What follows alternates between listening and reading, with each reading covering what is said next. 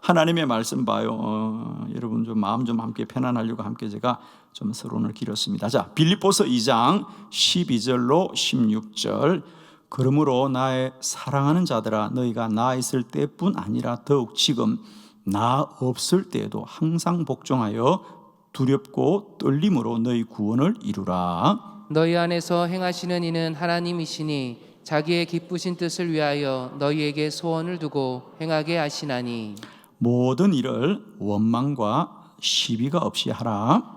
이는 너희가 흠이 없고 순전하여 어그러지고 거스르는 세대 가운데서 하나님의 흠없는 자녀로 세상에서 그들 가운데 빛들로 나타내며 생명의 말씀을 밝혀 나의 다름질이 헛되지 아니하고 수고도 헛되지 아니하므로 그리스도의 날에 내가 자랑할 것이 있게 하려 함이라. 아멘. 예. 오늘 이 본문의 말씀으로 너희 안에 행하시는 하나님, 이란 제목으로 말씀을 나누겠습니다. 빌립보서는 사도 바울이 로마의 감옥에 있으면서 빌립보 성도들에게 보낸 편지죠.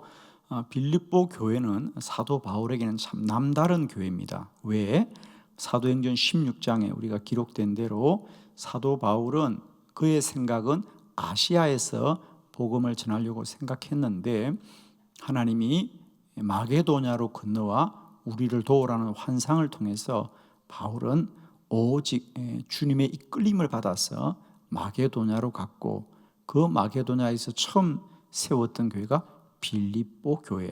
그러니까 사실 이 빌립보 교회는 유럽의 이 대륙에 처음 세워진 교회라는 거죠, 그죠? 그러니까 이 그리스와 그 유럽 대륙에 복음을 전하는 첫 번째 교회이기 때문에 참 바울에게는 남다른 교회이고, 또 빌립보 성도들도 사도 바울은 참 남다른 그런 자기들에게는 복음을 전한 참 귀한 분이죠. 그런데 그 바울이 로마의 옥에 갇혔습니다. 그러자 빌립보 성도들의 마음이 얼마나 안타깝겠습니까? 그래서 오늘 본문에 보니까 거기 12절에 나의 사랑하는 자들아, 너희가 나 있을 때뿐 아니라, 내가 너희와 있을 때뿐 아니라 더욱 지금 나 없을 때에도 그럽니다. 너희들의 구원을 이루라. 내가 너희들과 함께 하지 못한다는 거죠. 그러면서 아마 이 빌립보 성도들은 마음에 얼마나 염려도 있고 또 근심도 있고 또 걱정도 많이 있겠죠. 그런데 바울은 뭐라고 합니까? 물론 우리가 겉으로 보면 바울이 옥에 갇혀 고초를 당하고 고난을 당하고, 사실은 바울은 끝내 순교를 하거든요. 순교를 합니다. 죽임을 당하지요. 그러나 바울은 뭐라 그러냐면 13절, 너희 안에서 행하시는 이가 하나님이시다. 그러니까 빌립보 성도들은 이 사실이 지금 참 받아들이기 어려운 거예요. 왜? 사도가 주의 복음을 전거하는데 왜 그 사도가 옥에 갇혀서 고난을 당해야 되느냐? 받아들이기 어려운 거죠. 그리고 앞으로 어떻게 해야 되나? 그런데 바울은 우리는 지금 다 알 수 없어도 우리 안에 행하시는 이는 하나님이시다. 여러분, 오늘 이 말씀을 꼭 붙드시길 바랍니다. 우리가 믿음으로 살아가도 우리 안에 다 알 수 없는, 또 우리가 감당할 수 없는 고난이 올지라도 여러분 기억하십시오. 그 고난 속에서도 행하시는 분은 하나님이시다는 거죠. 하나님이시다. 오늘 저녁에는 우리가 그 하나님을 알기를 원합니다. 저는 특별히 이 사도 바울의 사역 중에 오늘은 이 바울을 중심으로 바울이 이런 고백을 했던 바울의 경험들을 여러분과 함께 나누려고 해요. 그래서 사도행전을 중심으로 사도 바울이 지금까지 사역 가운데 바울은 때때로 다 이해할 수 없었지만은 하나님이 그 바울을 통하여 어떻게 선한 역사를 이루어갔는지 우리가 말씀을 하나씩 찾아보면서 오늘 바울이 그의 모든 삶의 현상은, 눈에 보이는 것들은 다 이해하기 힘들더라도 훗날 지나고 보니까 그 모든 일을 통하여 하나님이 선을 이루었죠. 그래서 로마서 8장 28절에 그 놀라운 믿음의 고백을 하지 않습니까? 우리가 알거니와 하나님을 사랑하는 자 곧 그의 뜻대로 부르심을 입은 자들에게는 모든 것이 합력하여 선을 이루느니라. 로마서 8장 28절은 제가 개인적으로 참 좋아하는 말씀 중에 한 말씀입니다. 저는 처음에 이 말씀을 암송할 때 롬8 28로 암송했죠. 롬8 28 기억나시죠? 앞으로 우리 한빛교인들도 그렇게 암송하도록 합시다. 롬8 28 우리가 알거니와 하나님을 사랑하는 자 곧 그의 뜻대로 부르심을 입은 자들에게는 모든 것이 합력하여 선을 이루느니라. 지금 당장 여러분이 다 감당할 수 없는 고난일지라도, 여러분이 다 헤아릴 수 없는 고난일지라도 그 모든 일을 통하여 하나님이 하시는 일은 선을 이루신다. 아멘이십니다. 그래서 오늘 바울은 여러 곳에서 이런 고백을 합니다. 당장 우리들의 눈에 보이는 현실은 우리가 다 감당하고 이해하기 어려울지라도 그 안에서 일하시는 분은 하나님이시고 이루시는 분은 하나님이시고 그것의 결국은 선을 이루시는 것입니다. 아멘이죠. 자, 오늘 이 봄에 이 믿음을 우리 가운데 다시 한번 새기는 귀한 은혜가 있기를 축복합니다. 자, 첫 번째는 바울이 전도의 길이 막혔다. 자, 사도행전 16장 6절로 7절을 교독해요. 자, 16장 6절 성령이 아시아에서 말씀을 전하지 못하게 하시거늘 그들이 부르기아와 갈라디아 땅으로 다녀가 무시아 앞에 이르러 비두니아로 가고자 했으되 예수의 영이 허락하지 아니하시는지라. 아멘.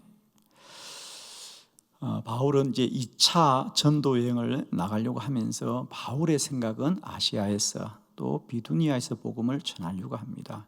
이제 이곳에서 아시아라고 하는 것은 아시아 대륙입니다.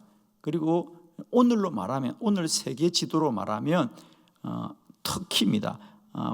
아시아와 유럽이 인접하고 있는. 저는 이런 생각을 합니다. 아마 바울의 생각은 예루살렘을 중심으로 보면 터키가 비두니아 그쪽이 가장 먼 곳이죠. 아시아 대륙에서는 가장 먼 곳이기 때문에 아마 바울이 그런 생각하지 않았을까, 그죠?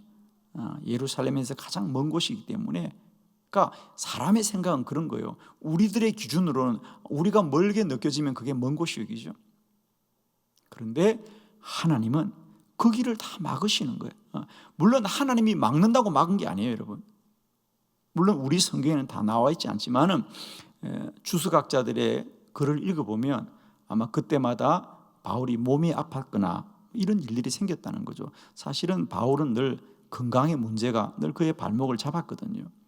그러니까 바울이 그냥 예수의 영이 허락하지 않다라고 말을 했을 뿐이지 사실은 문제가 생기고 어려움이 생기는 거예요. 사실은 생각해보면 여러분, 우리가 복음을 전하겠다는데 어떻게 그 길이 막히느냐?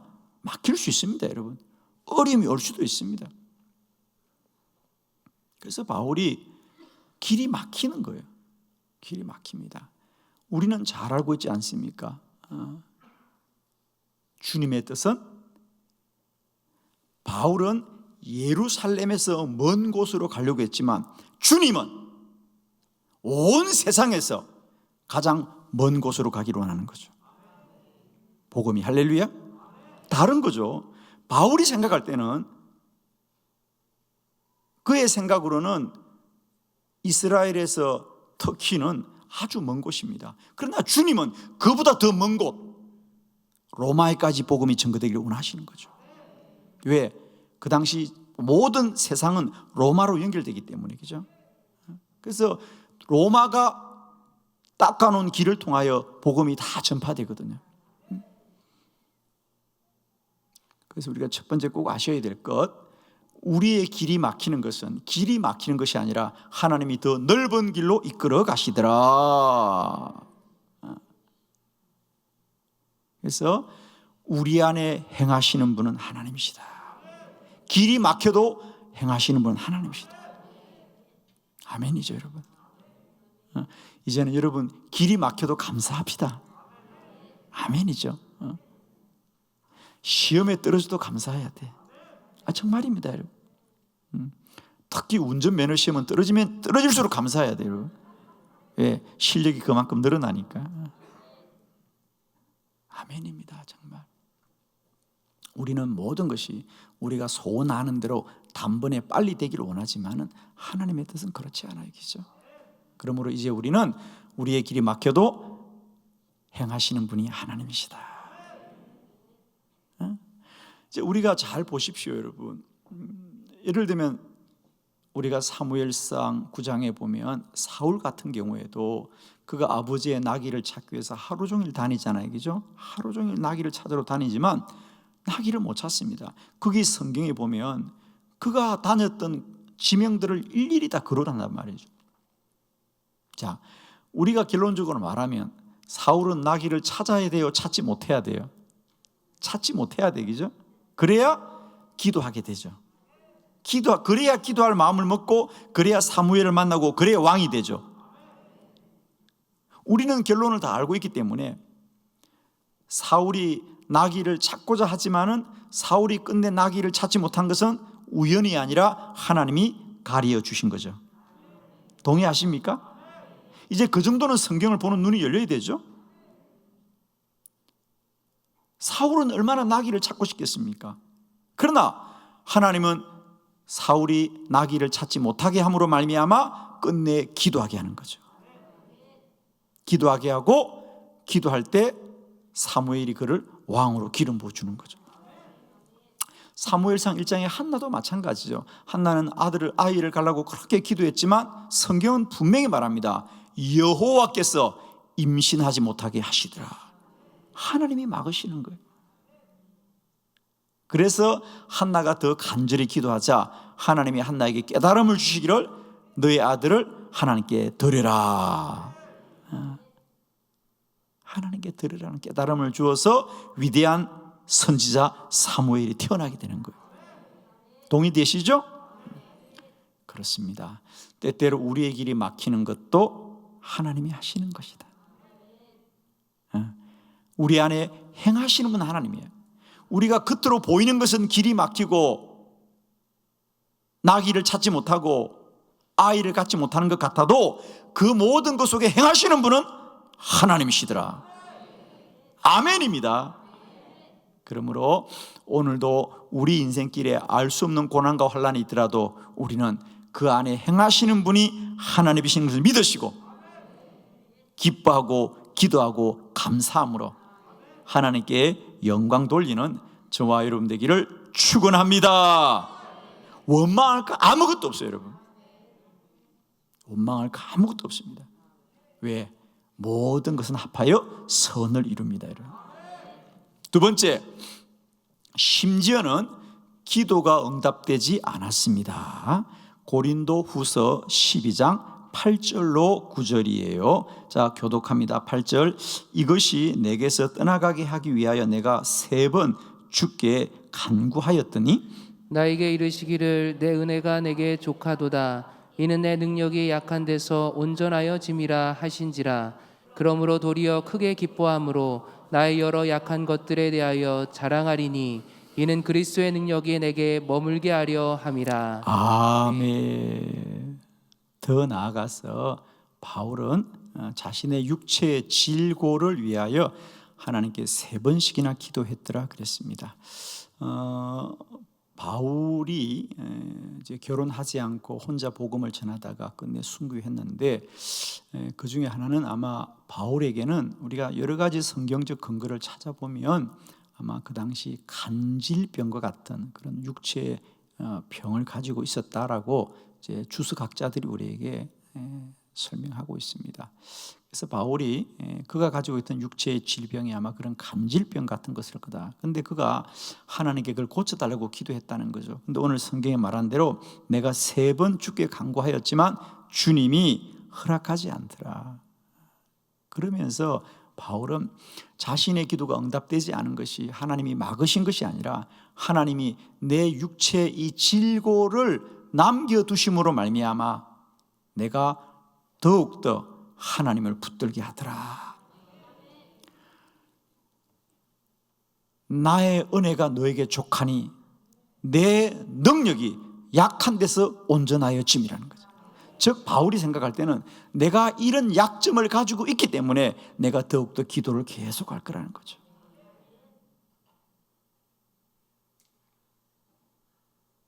여러분 동의되십니까?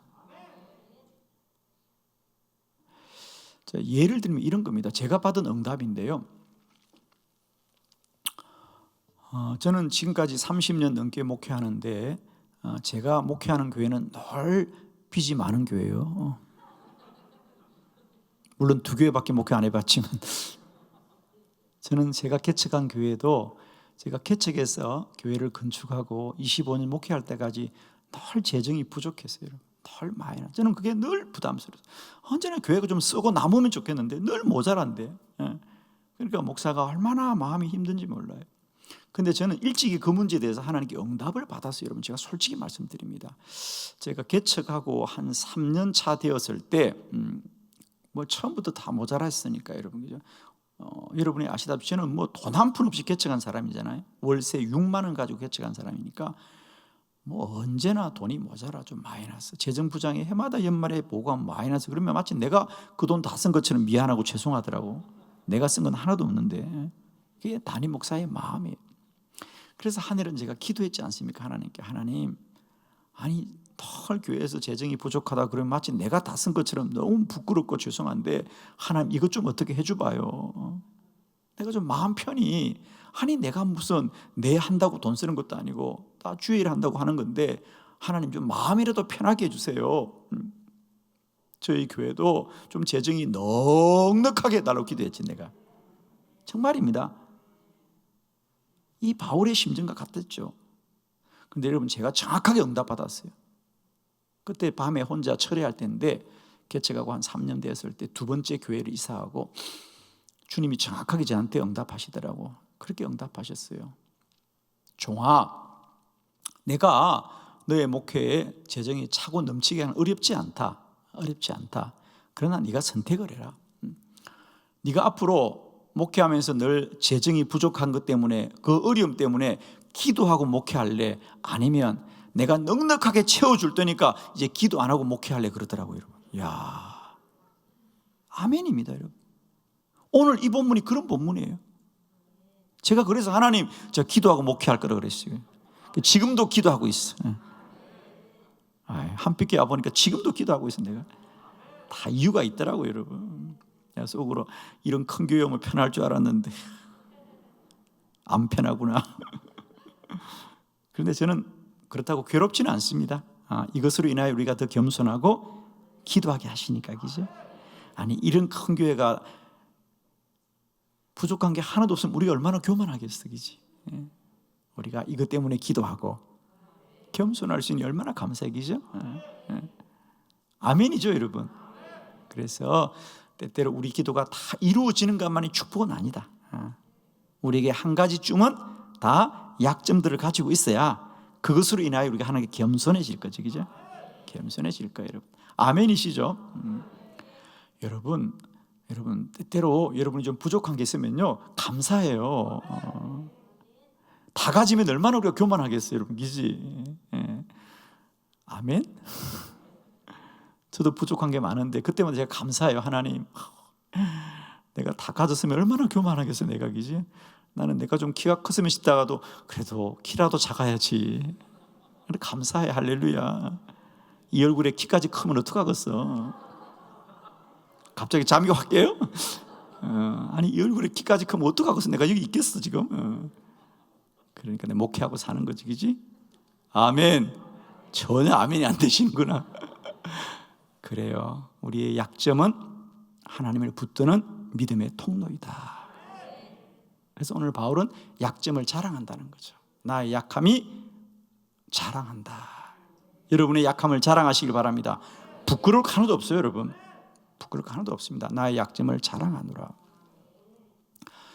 바울의 사역 가운데 본인의 기도가 응답되지 않은 것은 한두 분이 아니었어요. 자, 로마서 1장 10절도 한번 볼까요, 여러분?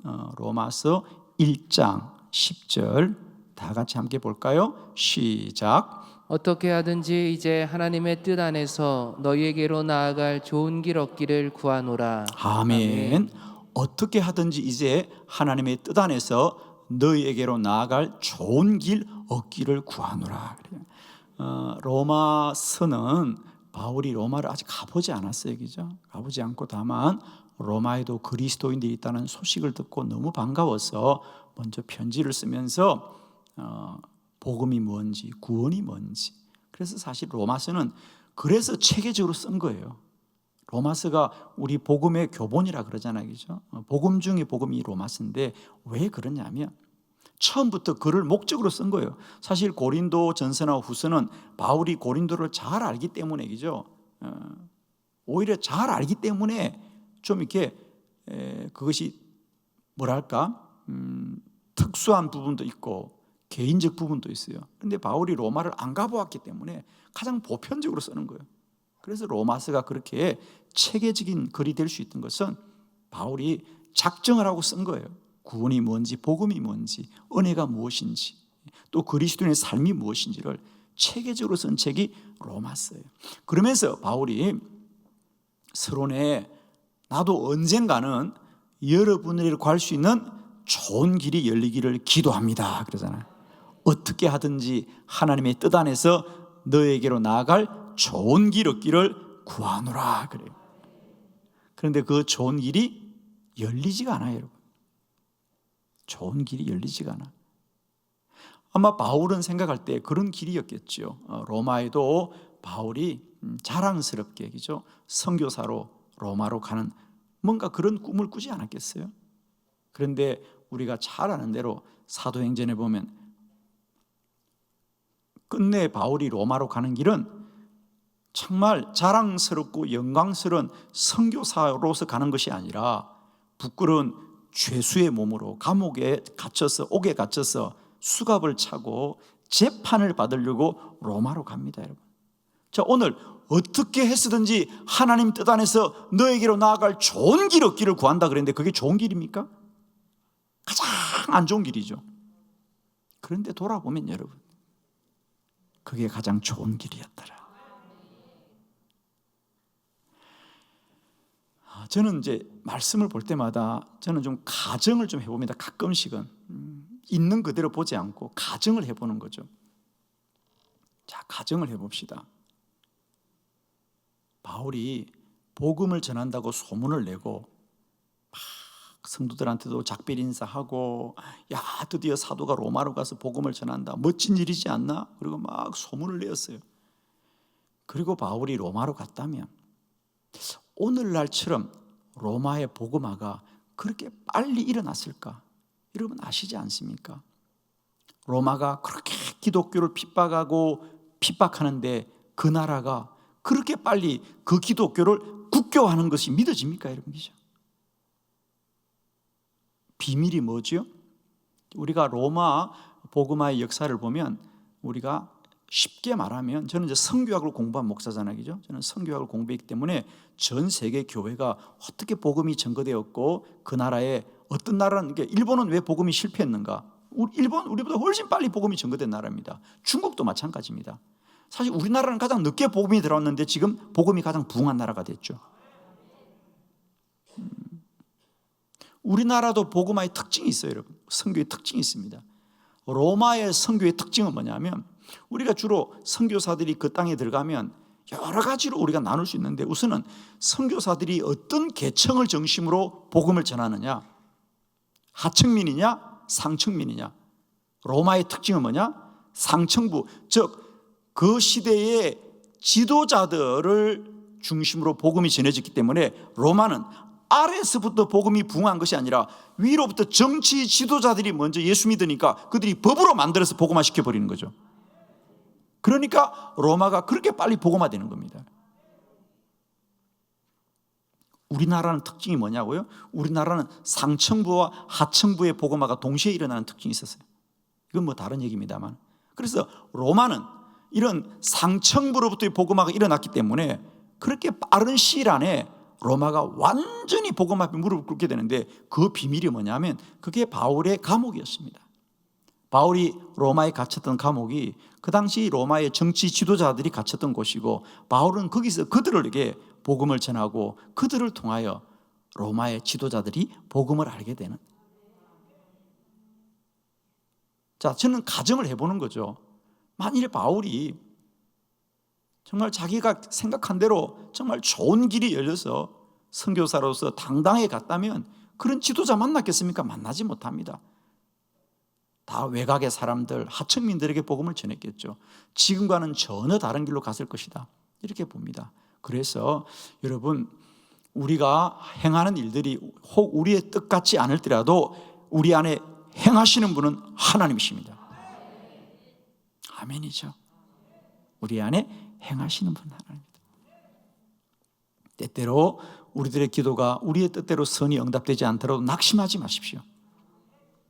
하나님은 반드시 가장 좋은 길을 열어주시는 분이다. 아멘.